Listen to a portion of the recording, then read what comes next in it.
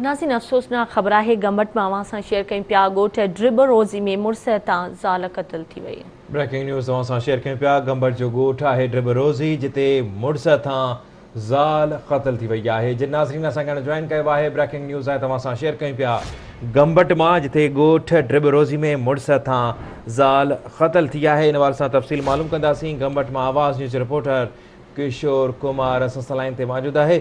किशोर कहिड़ा तफ़सील है? जी तव्हांखे ॿुधाईंदो हलां त अॼु टंडोमस्ती थाने जी हद में ड्रिब महर शाह रोज़ी जे ॻोठ में ही अफ़सोसनाक वाक़ियो पेश आयो आहे जिते जेको आहे पंहिंजे मुड़ुस पारां घरवारी खे चवण ते जेको आहे सो घर हलण ते जेको आहे जवाबु ॾियण तां मुड़ुस पारां जेको आहे सहदुल्ला चांडियो पारां जेको आहे घरवारी उनजी बशीरा हुनखे पिस्टल जा फायर करे जेको आहे उनखे मारे छॾियो आहे। उन खां पोइ जेको आहे वाक़े वारे हंधि टंडोमस्ती पुलिस पहुती है और लाश के खणाए जेको आहे अस्पताल पिन जेको आहे उन्हनि मुंतकिल कयो आहे। वधीक जेको आहे जांच जारी है। जवाबदार इन वक़्त ताईं गिरफ़्तार न थी सघियो आहे अहिड़ो चवणु आहे टंडोमस्ती पुलिस जो। जी ठीक है, मेहरबानी किशोर तफ़सील खां आगाह करण जे लाइ।